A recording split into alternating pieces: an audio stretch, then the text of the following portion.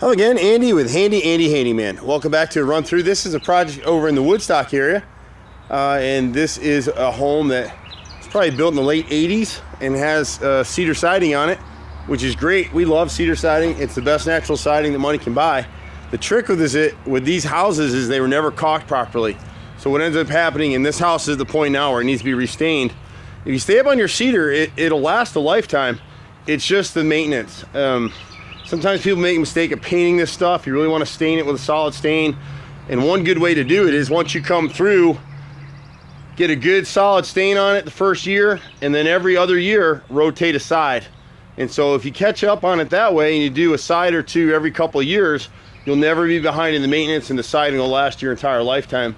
The biggest trick with these houses, they're never caulked. You can see where the cedar is starting to rot in the corners.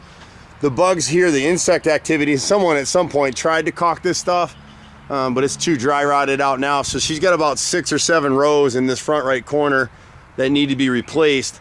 The challenge with this stuff is because it's been on the front of the house, if you look at the angle, this siding has cupped and warped. So we can't just piece these pieces in. We have to replace the entire rows here with new cedar. Cedar's a little expensive when you go to buy it. It's not cheap. We don't buy the stuff that you get at Home Depot. We go to a lumber yard and get this stuff, so it's first-rate materials. But once it's installed, it's great product. And when you look at your gutters and you see like the gutter right here is streaking, there's stuff growing out of it, it hasn't been cleaned in a while, you see the debris is clogged up here. Whenever you see that streak across the face of your gutters, you know something's wrong. It's not hung right, which this one you can kind of see they hung it with spikes, which is funny to me because this is a replacement gutter and this is aluminum. But you can see how far it's pulled away from the house. So we'll come back in with 5-inch screws and secure that. The other challenge she's having here is with this front railing. This never met code when it was built. You can see how shaky it is. Every one of these posts is supposed to be notched halfway through and then bolted through the rim board or the front plate, and that wasn't done here. So we really need to replace these posts, and then we can reinstall the railing and paint it or whatever she wants to do there. It's pretty important on the front railing because that's where people are going to come. You can't build a deck with nails like what they've done here. So this thing never really held from the day that it was built. This post should have been notched halfway over and then bolted through the plate for support.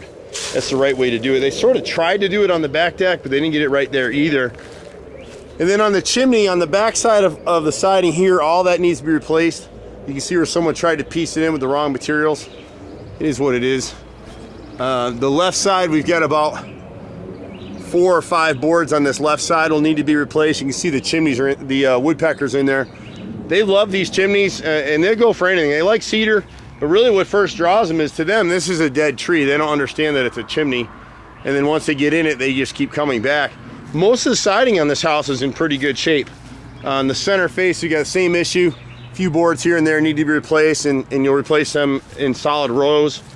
And then on the right side, I think we just had a couple in here. Nothing major on the right. And then the whole right side here, all the siding's in pretty good shape.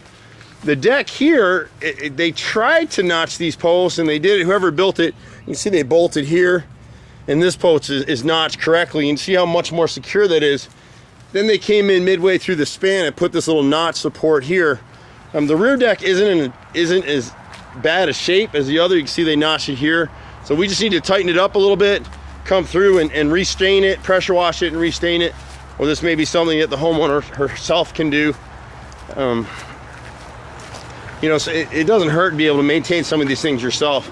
But this deck back here is in really good shape. The wood's in great shape. It just needs to be cleaned and stained. And then this back deck was never flashed properly.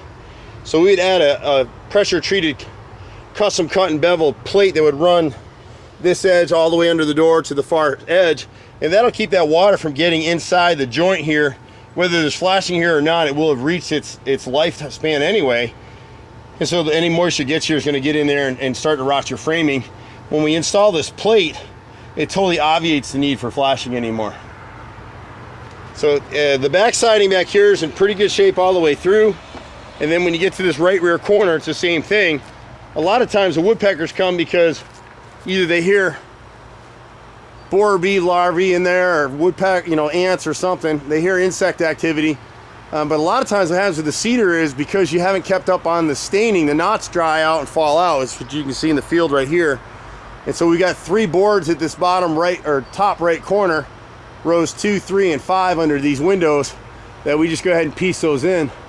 The rest of this, if she can get a good coat of stain on the house, be in great shape. It's a nice house. This door back here needs to be replaced. It's a 32 inch, so we would just replace that. The framing and everything looks good, as is all the siding. So once she gets caught up on a little bit of this maintenance, she'll be good to go.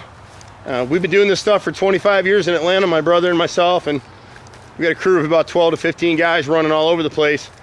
Gets a little crazy. I was out sick for 2 weeks, had acute bronchitis, was really, really ill. So it's good to be back in the saddle and working again.